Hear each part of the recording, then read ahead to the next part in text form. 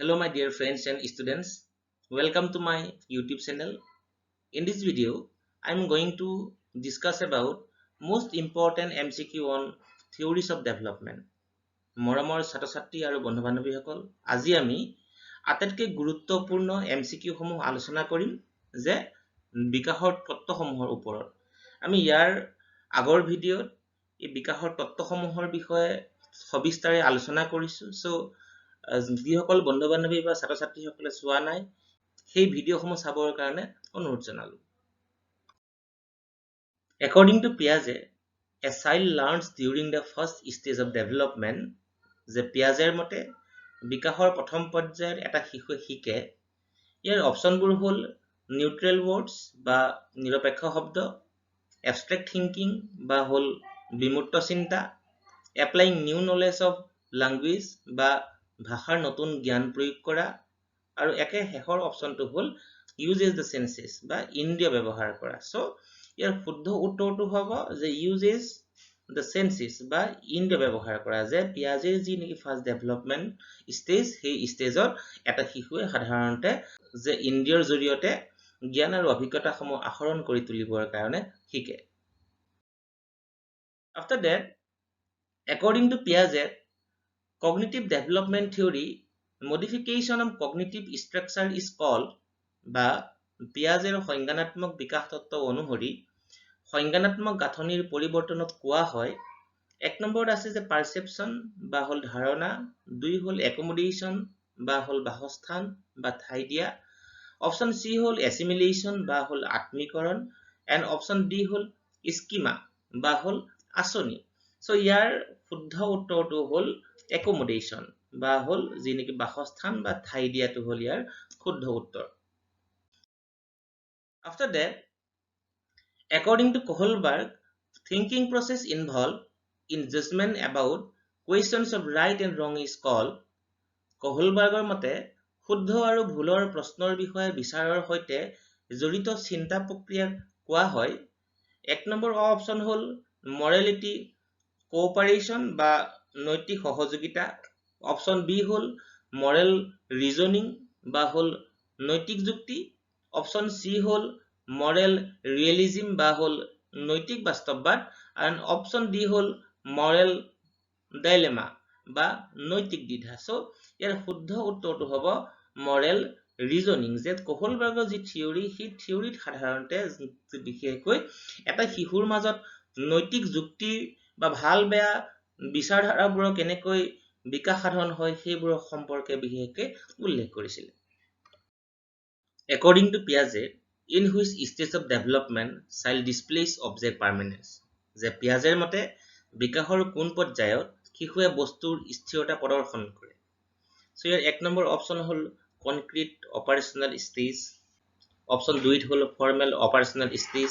Option তিনিত হ'ল সেন্সৰি motor stage, and option ফ'ৰত হ'ল প্ৰি অপাৰেশ্যনেল ষ্টেজ। সো ইয়াৰ শুদ্ধ উত্তৰটো হ'ব যে সেন্সৰি motor stage.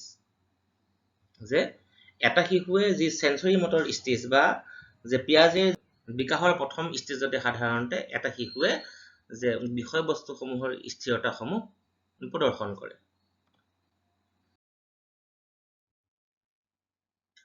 Scaffolding in the context of learning theories refers to বা শিক্ষণ তত্ত্বৰ সন্দৰ্ভত স্কেফল্ডিঙে বুজায় যে temporary support in learning by adults বা শিকাত প্ৰাপ্তবয়স্কৰ দ্বাৰা অস্থায়ী সমৰ্থন, option B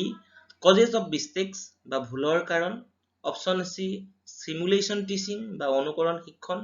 and option D হ'ল ৰিকেপিচুলেশ্যন অফ প্ৰিভিয়াছ লাৰ্ণিং বা পূৰ্বৱৰ্তী শিক্ষণৰ পুনৰাবৃত্তি। যে স্কেফল্ডিং মানে হ'ল যে যেতিয়া এটা শিশুৱে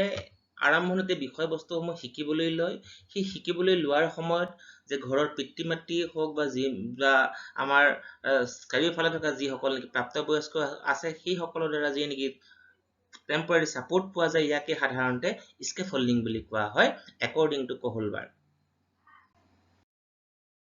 Children in primary school follow which of the following stages as proposed by Lawrence Kohlberg? প্ৰাথমিক বিদ্যালয়ৰ শিশুসকলে লৰেন্স কোহলবাৰ্গৰ প্ৰস্তাৱ অনুসৰি নিম্নলিখিত কোনটো পৰ্যায় অনুসৰণ কৰে? অপশ্যন এ হ'ল obedience and punishment orientation বা হল আজ্ঞাকাৰিতা আৰু শাস্তিৰ দিশ অপশন বি হল individualism and exchange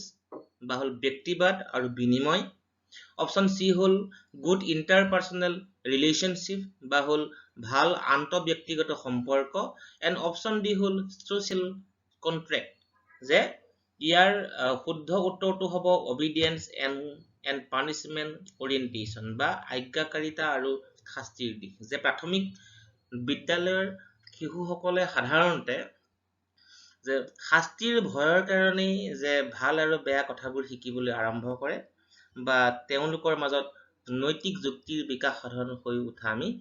দেখিবলৈ পাওঁ আৰু সেই সম্পৰ্কে লৰেন্স কহলবাৰ্গে বিশেষকৈ উল্লেখ কৰিছিল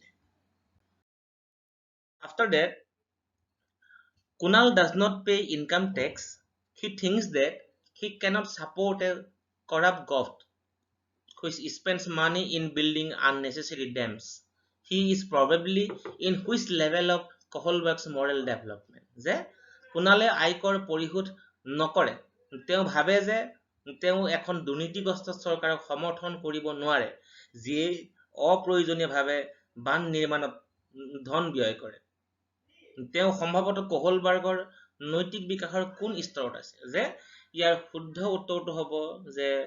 পোষ্ট কনভেনশনাল লেভেল বা হল উত্তৰ পৰম্পৰাগত স্তৰত কিয়নো এই উত্তৰ পৰম্পৰাগত স্তৰত একৰ্ডিং টু কোহলবাৰ্গ যে এই পৰ্যায়ত এজন ব্যক্তিৰ যিবোৰ চিন্তাধাৰা সেই চিন্তাধাৰাবোৰ যে আইন কানুনৰ উপৰিও তেওঁলোকৰ নিজা চিন্তাধাৰাৰ জৰিয়তে সাধাৰণতে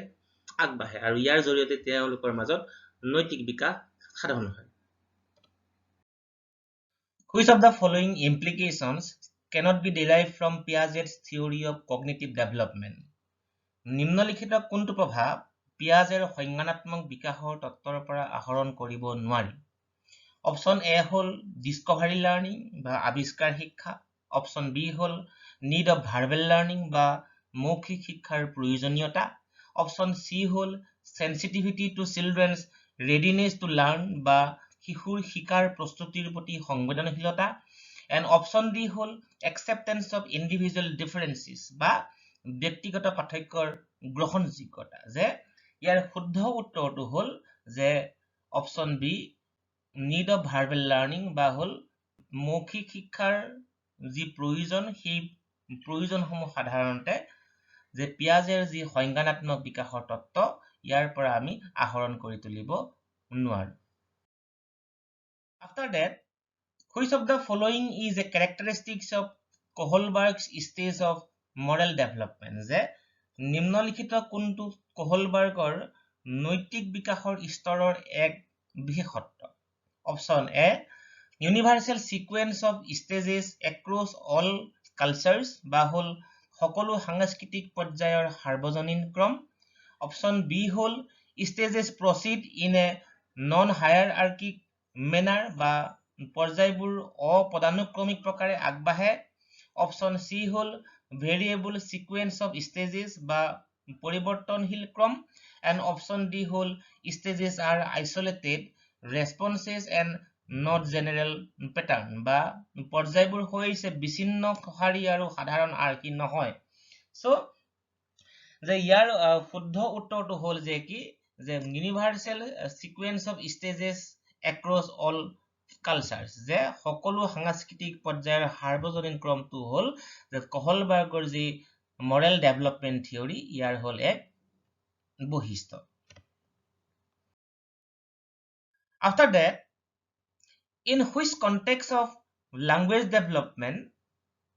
which of the following areas are underestimated by Piaget? যে ভাষা বিকাশৰ কোনটো প্ৰসংগত নিম্নলিখিত কোনটো ক্ষেত্ৰ পিয়াজে অৱমূল্যায়ন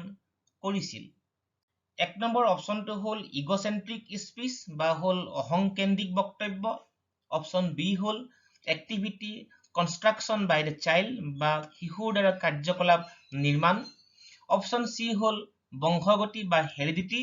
এণ্ড অপশন ডি হল সোশ্যাল ইন্টাৰেকশন বা হল সামাজিক আন্তঃসংযোগ যে ইয়াৰ শুদ্ধ উত্তৰটো হ'ব যে সামাজিক আন্তঃসংযোগ যে বিশেষকৈ যে পিয়াজেৰ যি ডেভেলপমেন্টাল থিওৰি সেই থিওৰিত সাধাৰণতে এটা শিশুৰ বিশেষকৈ সংজ্ঞানাত্মক বিকাশৰ দিশটোহে বিশেষকৈ গুৰুত্বপূৰ্ণ বুলি জিন পিয়াজে উল্লেখ কৰিছিলে আৰু জিন পিয়াজেৰ যি থিওৰি সেই থিওৰিত সাধাৰণতে যে সোশ্যাল ইন্টাৰেকশনৰ ওপৰত বৰ বিশেষভাৱে গুৰুত্ব দিয়া হোৱা নাছিল Theory of social learning emphasizes on which of the following factors যে সামাজিক শিক্ষাৰ তত্ত্বই নিম্নলিখিত কোনটো কাৰকৰ ওপৰত গুৰুত্ব আৰোপ কৰে অপচন এ হল নেচাৰ বা প্ৰকৃতি অপচন বি হল নাৰ্চাৰ বা প্ৰতিপালন অপচন সি হল এডাপ্টেশন বা অভিযোজন এণ্ড অপচন ডি হল এমেন্ডেশন বা উদযাপন সোশ্যাল লাৰ্নিং থিওৰি বুলি ক'লে বিশেষকৈ আমি ভাইগটস্কিৰ যি বিকাশৰ তত্ত্ব ইয়াকে সাধাৰণতে আমি বুজো আৰু ভাইগটস্কিয়ে উল্লেখ কৰিছিলে যে কি যে এটা শিশুৰ প্ৰতিপালনৰ ওপৰত ডিপেন্ড কৰিহে সাধাৰণতে তেওঁৰ যি সামাজিক গুণৰাজি সেই সামাজিক গুণৰাজি সমূহৰ সাধাৰণতে বিকাশ সাধন হৈ উঠে সো ইয়াৰ শুদ্ধ উত্তৰটো হ'ব নাৰ্চাৰ বা হল প্ৰতিপালন The fact that children require culturally relevant knowledge and skills is attributed to যে শিশুসকলক সাংস্কৃতিকভাৱে প্ৰাসংগিক জ্ঞান আৰু দক্ষতাৰ প্ৰয়োজন হোৱাটো হল এটা স্বভাৱ বুলি উল্লেখ কৰিছিলে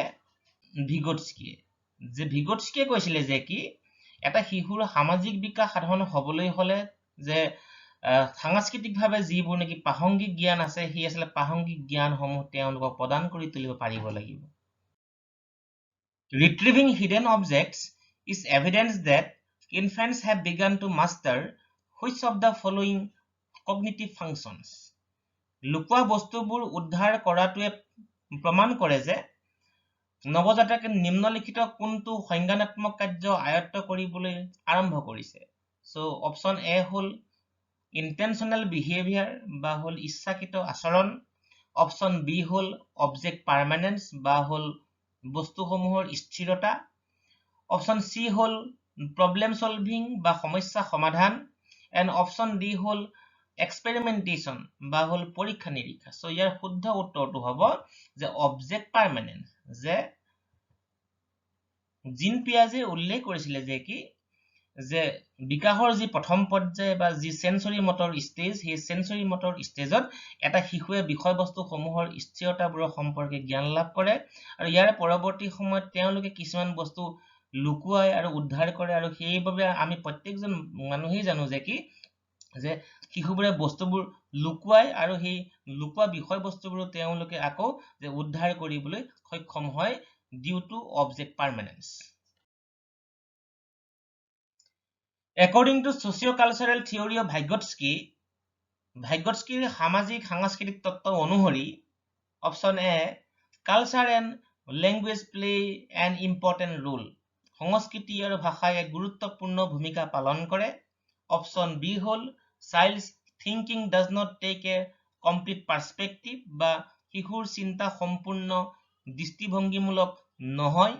অপচন সি হল children thinks in abstract terms বা শিশুৱে বিমূৰ্ত চিন্তা কৰে and option D hall self directed speech is the lowest stage of the scaffold বা স্বনিৰ্দেশিত বক্তব্য হৈছে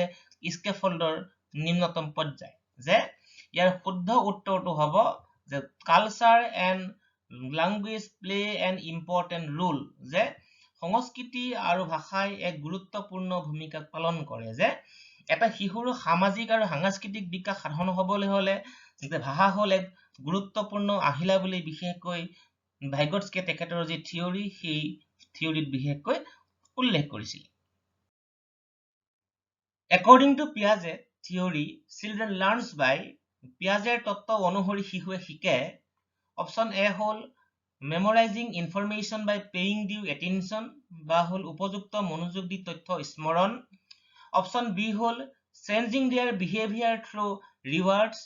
পুৰস্কাৰৰ জৰিয়তে আচৰণৰ পৰিৱৰ্তন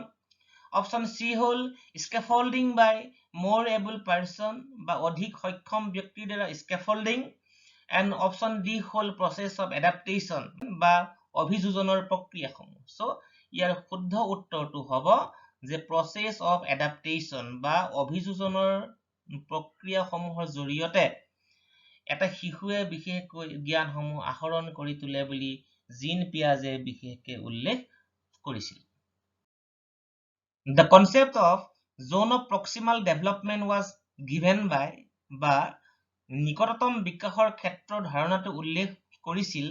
অপচন এ জিন পিয়াজে, option B Vygotsky, option C Kohlberg and option D হ'ল এৰিকসন। সো আমি সকলোৱে জানো যে কি জেডপিডিৰ যি ধাৰণা সেই ধাৰণা উল্লেখ কৰিছিলে ভাইগটস্কিয়ে।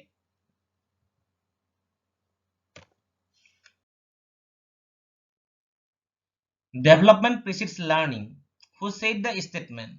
বিকাশ শিকাৰ আগতে সংঘটিত হয়। কোনে বিবৃতিটো কৈছিল? অপচন এ হ'ল ডিউৱে, অপচন বি হ'ল ভাইগটস্কি, অপচন চি হ'ল পিয়াজে এণ্ড অপচন ডি হ'ল ব্ৰুনাৰ। সো ইয়াৰ শুদ্ধ উত্তৰটো হ'ব জিন পিয়াজে। যে জিন পিয়াজে উল্লেখ কৰিছিলে যে কি এজন ব্যক্তিয়ে বা এটা শিশুৱে সাধাৰণতে শিকাৰ আগতেই তেওঁলোকৰ মাজত বিকাশসমূহ সংঘটিত হৈ পৰে। After that,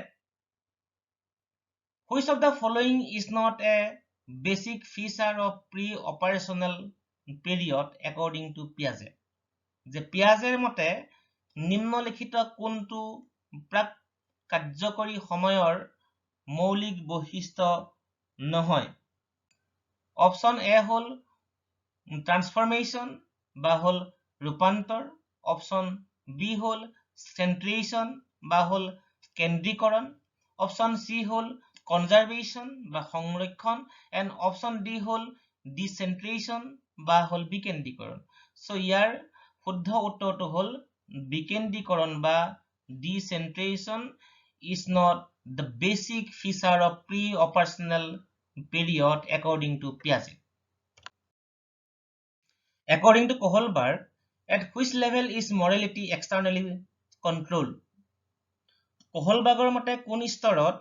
নৈতিকতা বাহ্যিকভাৱে নিয়ন্ত্ৰণ কৰা হয়? অপচন এ প্ৰি কনভেনচনেল বা পূৰ্ব পৰম্পৰাগত, অপচন বি কনভেনচনেল বা পৰম্পৰাগত, অপচন চি পোষ্ট কনভেনচনেল বা উত্তৰ পৰম্পৰাগত and option D none of this বা এটাও নহয়। সো ইয়াৰ শুদ্ধ উত্তৰটো হ'ব